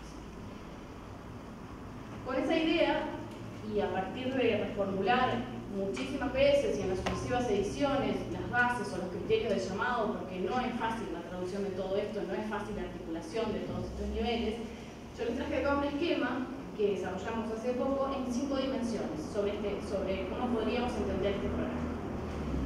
En primer lugar, el programa intenta hacer emerger las demandas de inclusión social, o sea, construir las demandas de inclusión social. En segundo lugar, se busca construir estas demandas involucrando directamente a aquellos afectados con los problemas o a aquellos intermediarios que pueden dar cuenta de estos problemas. Se busca también generar los vínculos entre los investigadores y estos intermediarios o estos afectados por el problema, o lo que llamamos también las contrapartes no académicas. Hemos hecho esto de formas muy diferentes a lo largo de los 10 años. Se han generado espacios puntuales donde se busca que se forme el diálogo. Hemos tenido nosotros, cuando digo nosotros, me refiero a los docentes de la unidad académica de CECIP, una posición más, digamos, de surcidores o de intentar generar los puentes. Hemos empleado diversas estrategias para buscar generar esos vínculos. Hay un proceso también de traducción, o sea, tenemos que traducir estos problemas de inclusión social, estas demandas de conocimiento en preguntas de investigación. Eso es una labor que básicamente les cabe a los investigadores, presentar proyectos de investigación que hagan esta traducción. El programa ha generado en el medio, en el transcurso del tiempo, una fase intermedia por el cual nos dimos cuenta de que era muy difícil esta instancia de traducción y se habilitó una financiación previa a la formulación de proyectos. O o sea, financiamos la traducción de los problemas y la búsqueda de las demandas antes de presentar los proyectos. El programa, a diferencia del resto de los programas de fomento clásicos en la investigación, tiene una forma de evaluación particular, porque tiene una forma de evaluación en dos etapas. No solo se evalúa, y sí se evalúa de igual forma la calidad académica de los proyectos y la calidad académica del conocimiento que se va a generar, pero también se evalúa la relevancia social. Hemos buscado integrar en las comisiones no solo a expertos en las áreas o a investigadores de la universidad, sino también a representantes de esos problemas sociales o de las contrapartes particulares que hay en cada llamado. Y por último, el último punto, y tal vez el cuello de botella más importante que tenemos, tiene que ver con la implementación. Cuando se termina un proyecto que fue construido en diálogo con contrapartes no académicas y entre investigadores, ¿qué hacemos con eso? En el resto de los programas de investigación no pedimos mucho más, o sea, pedimos que se genere conocimiento. En este caso sí se pide que haya un avance de resultado hacia su implementación. La estrategia que hemos tenido para eso es intentar vincular a los actores que tienen la potencialidad de implementarlo dentro del proyecto. Eso pasa con mayor o menor grado de éxito dependiendo de los problemas. Claramente, cuando los proyectos son en el área de salud, por ejemplo, y en los proyectos están vinculados médicos, los médicos son buenos intermediarios en ese sentido porque ellos muchas veces pueden plantear los problemas y aplicarlos al mismo tiempo. Bueno, entonces esa posibilidad de implementación de los resultados depende muchas veces del tipo de problema y de cómo se conforman los equipos.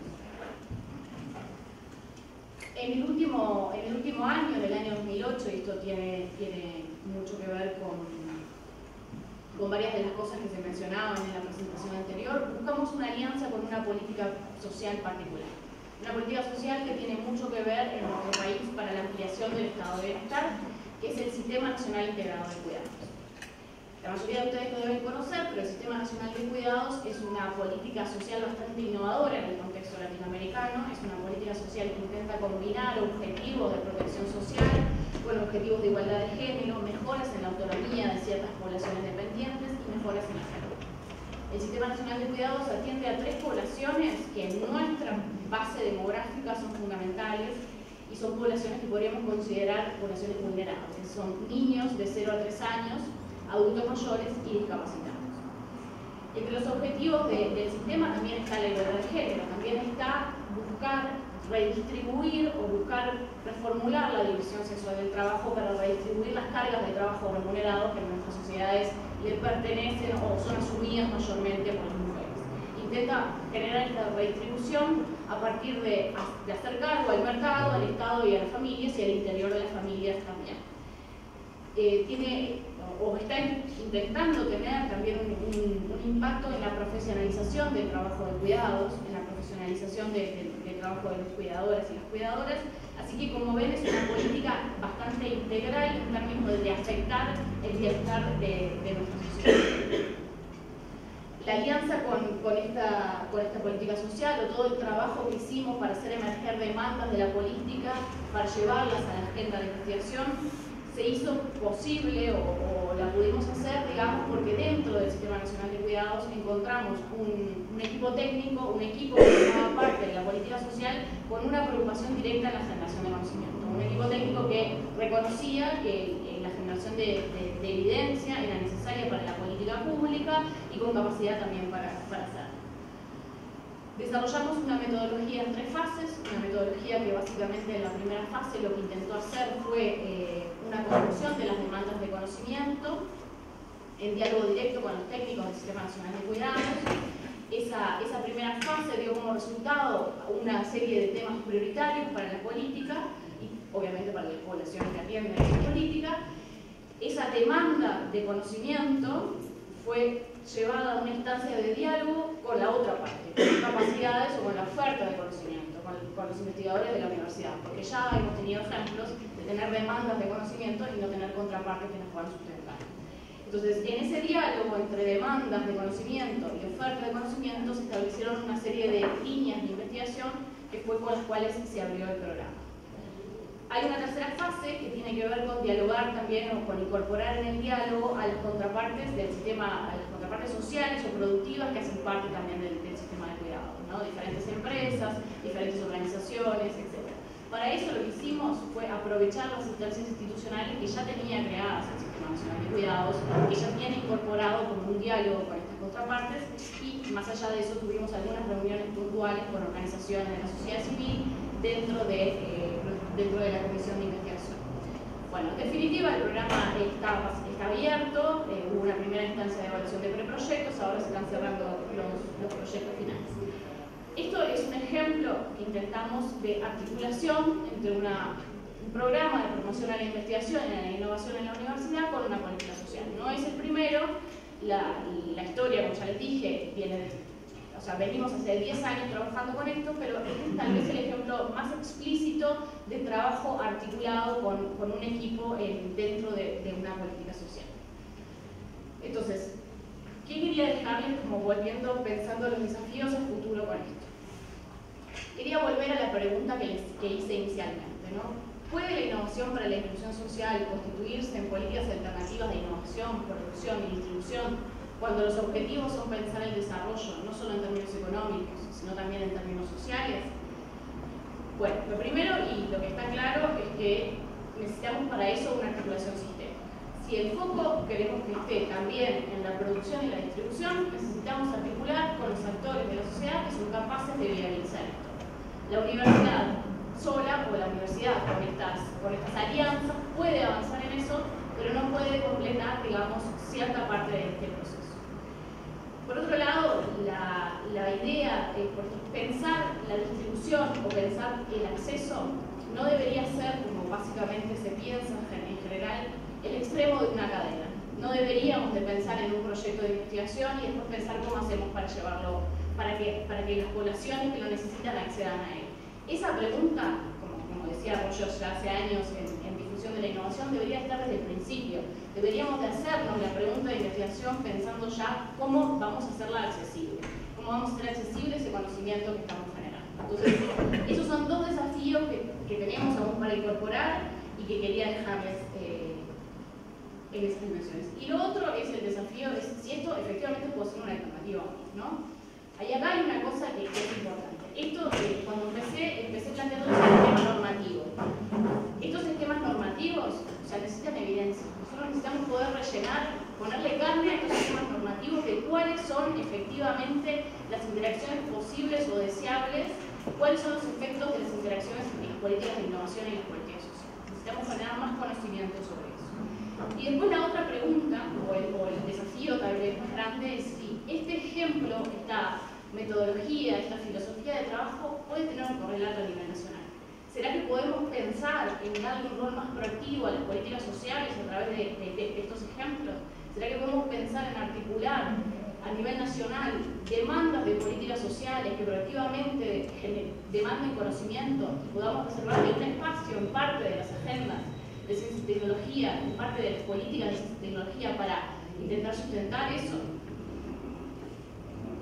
Es básicamente lo que quiero decir.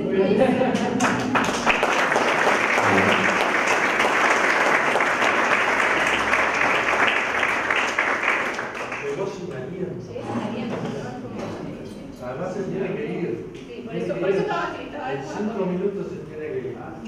Porque está recibiendo un profesor de Bahía.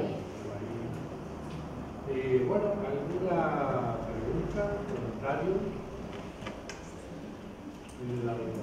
Preséntese. Mi nombre es Laura González y quería agradecer las exposiciones. Igual uno queda un poco agotado, pero las dos fueron muy potentes, muy interesantes. A mí me quería preguntar sobre dos puntos, en realidad creo que enlaza a las dos exposiciones, pero sobre todo cuando en la primera Martín planteaba algunos aspectos, a mí me quedaba resonando dos cosas del tema del desarrollo. Uno es el Estado como problema, ¿no? Que no es solo el estado de bienestar, sino el Estado. Y el otro aspecto es el conocimiento también como problema. Porque parecía ser que uno de los aspectos para buscar respuestas a estas dificultades presentes que traías, que pasa mucho por innovación, operatividad, comunidad. Me parecía ser que la academia también es importante en el análisis el tema de la evolución temporal, ¿no? Lo vertiginoso que son algunos cambios. Y la academia, como que a veces para algunas cosas parecía no llegar a tiempo. Como el ejemplo, por ejemplo, con lo que tú decías, con el tema de sectores productivos, por ejemplo, el tema de la baja productividad, de los microemprendimientos, ¿no? Y cómo desde el Estado no hemos podido dar respuestas a este tipo de inclusión social productiva más redituable, ¿no? Y pareciera ser casi que toma aspectos muy filantrópicos, ¿no? Muy de socialismo utópico todavía, ¿no? Muy incompleto, muy débil. Y bueno, creo que los puntos estos van con el tema de esta tensión entre lo técnico y lo político, ¿no? Porque quizás nosotros creo que como universidad no estamos en condiciones de responder todo, pero habría que tener, creo que la direccionalidad de algunas cosas. Por ejemplo, en el día a día y en la gestión de algunas políticas públicas, nosotros carecemos de evaluaciones con la negativa, ¿no? El costo de la deuda social también tiene costo, porque también supone gasto. Y a nosotros es muy difícil la generación de indicadores en ese sentido. Que, por ejemplo, podría generar argumentos para algún tipo de inversión, estímulo. Por ahí va la cuestión.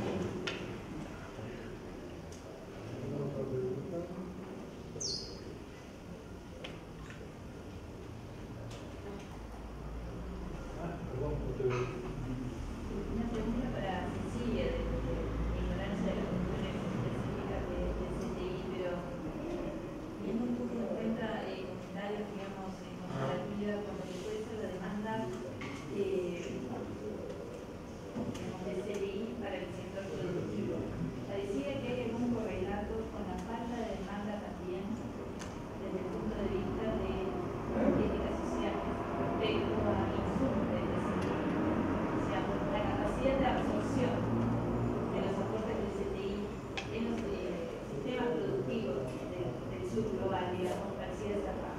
Pareciera que esto es una de las cosas que condicionan nuestra capacidad o nuestra incapacidad para desarrollar. Parecía que esto tiene un correlato también de lo que hace a la vida social. Recién se planteaba la cuestión de la oferta y la demanda. Pareciera que hay una brecha ahí y no es ni doblado solamente el dinero farmacéutico de la gestión del dinero conocimiento. Quería saber si la definición es correcta o si hay alguna diferenciación o caracterización un poco más específica para algunos y para lo productivo y para lo más específicamente social.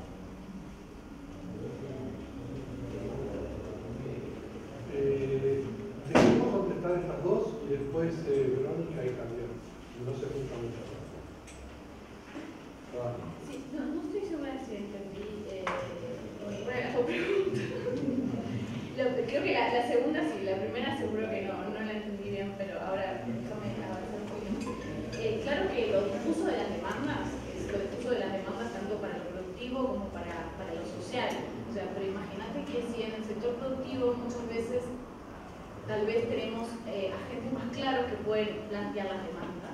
En las cuestiones sociales, cuando planteaba todo esto de la capacidad de agencia, etc., es aún más difuso dónde están las demandas sociales, quiénes son los sectores que padecen problemas o quiénes son los que pueden intermediar en esos problemas. Ahora, en realidad la propuesta, si vos me decís como qué plantearte, sería que las demandas sociales también podrían ser demandas productivas, depende de cómo se articulen. No sé, era por ahí que iba a preguntar. Sí, y también, digamos, siguiendo la pregunta que se había planteado en primer término, que yo te entendí, digamos, era desde el lado del Estado, también desde la definición de políticas de bienestar, que se generara desde ahí una demanda. Entonces, ¿cómo dialogaba eso con las demandas que pueden escasamente provenir de otros ámbitos sociales? Que podrían ser una forma de traccionar la generación de proyectos o de políticas, de actividades de la CTI específico para la sociedad. No sé si tengo respeto para eso. En realidad, en el caso puntual que yo estuve estudiando en la tesis de doctorado, por ejemplo, en Brasil, estudié el sector de salud, la forma en la que el Ministerio de Salud logró plantear demandas expectativas al SUS, el Sistema Único de Salud, y entrar en las agencias secretarías justamente cuando logró una articulación con el Ministerio de Industria, por ejemplo, y las demandas, las listas de demandas del SUS pudieron entrar o hacerse un lugar entre las listas de demandas del Ministerio de Industria. Entonces ahí esa articulación implicó que demandas que eran de provisión para el sistema público de salud pudieran tener un correlato productivo, por ejemplo, ¿no? O sea, yo creo que la articulación hay una articulación de eso. En el programa de inclusión social básicamente trabajamos con, en este caso del Sistema Nacional de Cuidados, trabajamos con demandas de políticas sociales, no hemos ido más allá de la articulación de eso.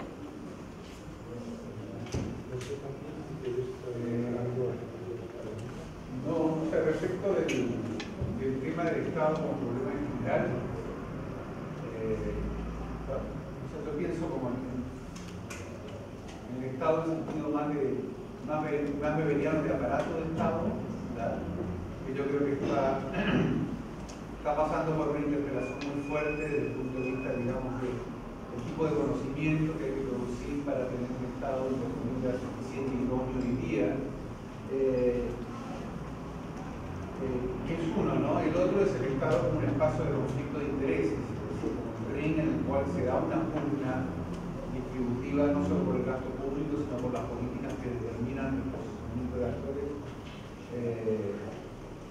Un elemento que creo que es muy particular es cómo ciertos grupos muchas veces, en realidad, en lo que están es en impugnar al Estado en ese espacio de conflictos distributivos, pero usan como argumentos debilidades del Estado como aparato. Creo que eso está ocurriendo mucho, ¿ya? Es parte de la ofensiva de una de las ofensivas ideológicas, digamos, de todos los grupos conservadores, es insistir mucho sobre la ineficiencia estatal, ¿ya? Pero para no hablar del Estado como un espacio de confrontación de conflictos entre agentes, que se refleja, digamos, en el Estado. Pero claro, hablar del Estado como problema es hoy día, sobre todo con este tema, no solo el tema que lo planteaba, de las relaciones de la crisis del Estado de Bienestar con la crisis de la sociedad de trabajo, sino también de este vuelco en la ofensiva electoral, sobre todo en la ofensiva electoral que impone un cierto modelo de Estado. De todas maneras, yo creo en el Estado, soy un religioso del Estado, no porque sea antiguo, sino porque me parece que el Estado hoy día, digamos, o sea, la sociedad, más que la sociedad, la economía librada, digamos, a su propio mecanismo hoy día de ajuste espontáneo, siempre fue un peligro, diríamos, un peligro más grande, ¿no?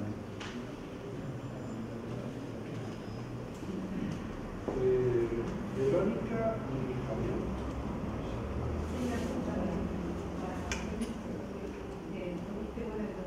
Más fuerte, por favor.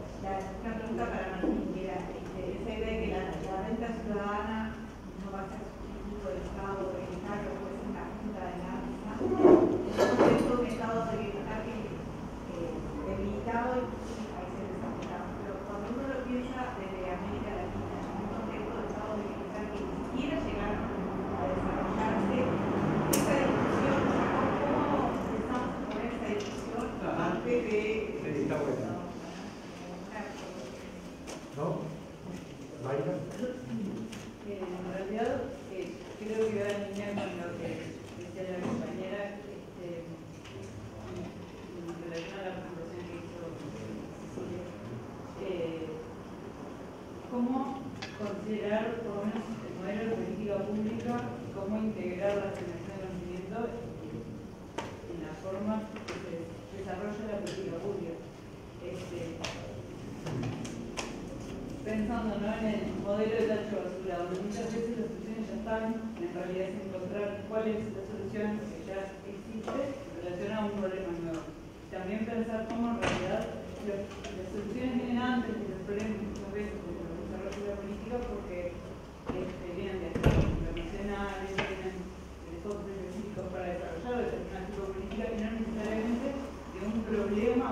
sector que propone una solución.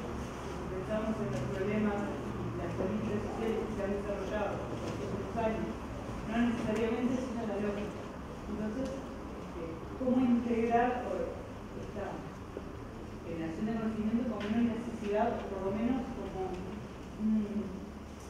un plus al momento de desarrollar el conocimiento? Porque también ahí hay otra discusión que tiene que ver con el problema del Estado, pero también es el problema del conocimiento, porque son fondos. Destinar fondos, hay que, más allá de creer que se va a generar un plus en el momento de, además de dar una solución en cuanto a generar conocimiento a través de este problema,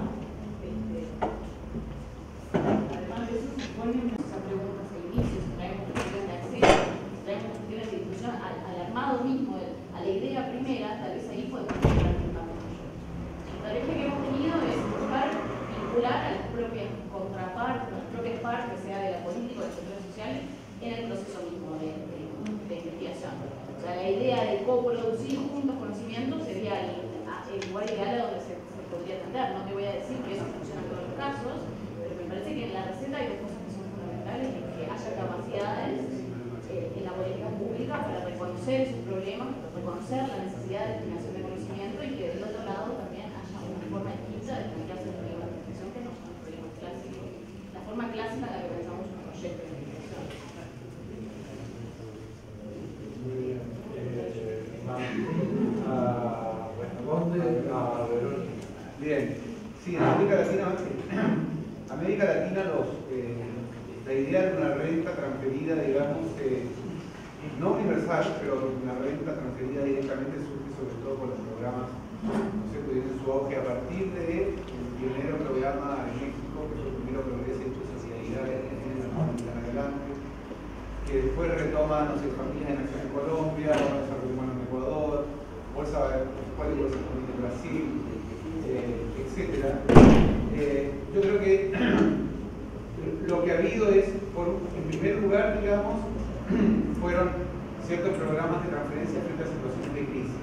Eso surge tempranamente en los 80 con la crisis de la deuda de algunos países, se implementan programas así de transferencias mínimas, como hubo en Chile incluso, pero que eran unas cosas claramente que no, ni de cerca, ¿no? Después, lo interesante es cuando se plantean programas que no son coyunturales, sino que tengan proyección en el tiempo, o sea, ya programas de larga duración, y después lo que se pone más interesante es cómo esos programas son considerados como una cuña que se mete para ir agrandando, es decir, para ampliar la población, la cobertura y para ampliar el monto. Entonces, como la idea de progresividad en esa línea, pero que se plantea, pero siempre dentro de la lógica, no de la lógica de bienestar social, sino de la lógica de protección social, de poblaciones vulnerables. Ahora, ha habido momentos y situaciones en que no deja de ser, por ejemplo, el bono de desarrollo humano en Ecuador llega a un punto que cubre el 44% de la población, que es mucho, más que la población pobre, ¿no? Y además que el monto del bono hacía que mucha gente saltara por encima, por lo menos, de la línea de explotación de la pobreza, ¿no? O los programas, digamos, de muy amplia asignación en términos de cobertura, el programa de asignación universal por hijo en Argentina también. Bolivia hubo un par de programas también que tuvieron como una cobertura muy grande. En la primera época de Evo, no sé cómo ha seguido eso, porque yo no el seguimiento, que era el Concepto Pinto y la Juan Zurduy, que fueron importantes, y en Venezuela un montón. Ahora, hay países donde todos los programas se montan sobre la base de una renta petrolera, que también es un detalle, ¿no? Como el caso de Ecuador, Venezuela, o en Bolivia, entre la renta petrolera del gas, que eso también se expone a ciertas críticas, ¿no? Como, bueno,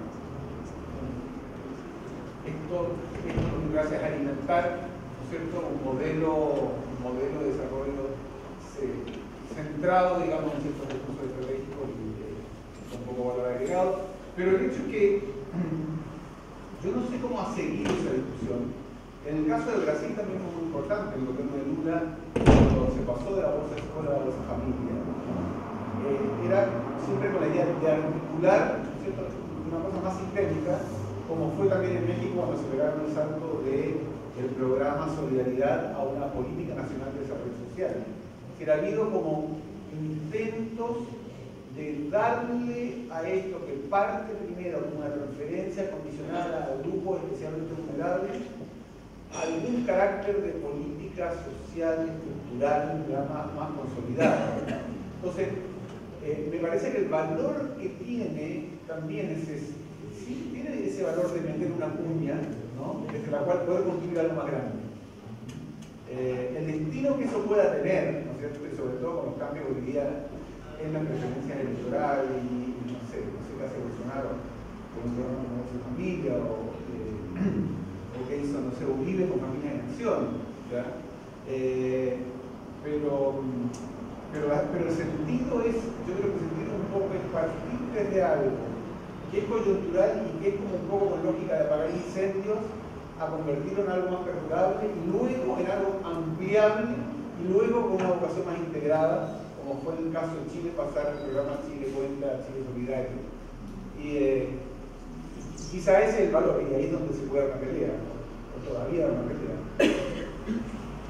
Una última pregunta.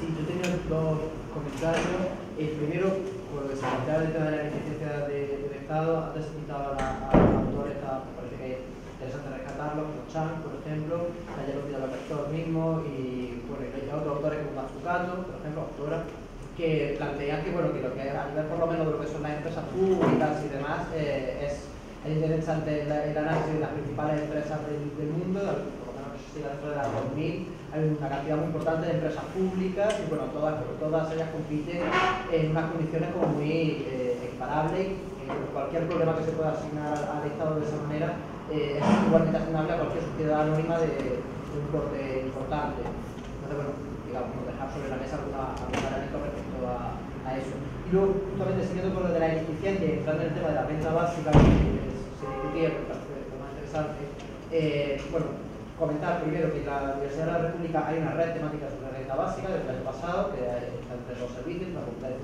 Ciencias Sociales y la Facultad de Derecho, que está trabajando en estas temáticas y se está discutiendo al respecto. Y bueno, dentro de esta red, una de las cosas que se viene discutiendo dentro de lo que sería el contexto latinoamericano, hay algunos puntos que tienen que ver directamente con el tema de la ineficiencia del Estado y demás. Es que bueno, en América Latina hay estados que no funcionan, digamos, muy bien en general. Entonces, una renta básica lo que sí requeriría en cualquier caso capacidad recaudadora y algunos elementos, algunas características del Estado que a lo mejor en otros no tienen. Pero justamente cosas que pasan en América Latina y que no pasan en otros sitios que tienen que ver con estas discusiones, que por lo menos de los elementos que he rescatado, pues desde luego en Europa, en Estados Unidos, en algunos sitios donde se está discutiendo son esos los elementos centrales, pero en América Latina se podrían añadir algunos elementos como por ejemplo es que el Estado no llega a toda la gente. El Estado en muchos sitios los que no llegan ni para cobrar impuestos no llegan para nada. La renta básica, una propuesta que sea como esta, universal, que llega absolutamente a todas las personas, podría ser el único elemento, el único punto de contacto que todas las personas tendrían con el Estado. Eso me parece que no es un tema menor y que quería preguntar al respecto. Sí, no, a mí me parece totalmente pertinente porque incluso en algún momento, me acuerdo en Ecuador, a principios de los 90, con el gobierno de Borja, hubo un programa, que no me acuerdo cuál era, pero que el programa social servía como a la vez como programa de empadronamiento poblacional. ¿Ya? O sea que era interesante, y era interesante esa especie como de efecto colateral positivo, ¿no?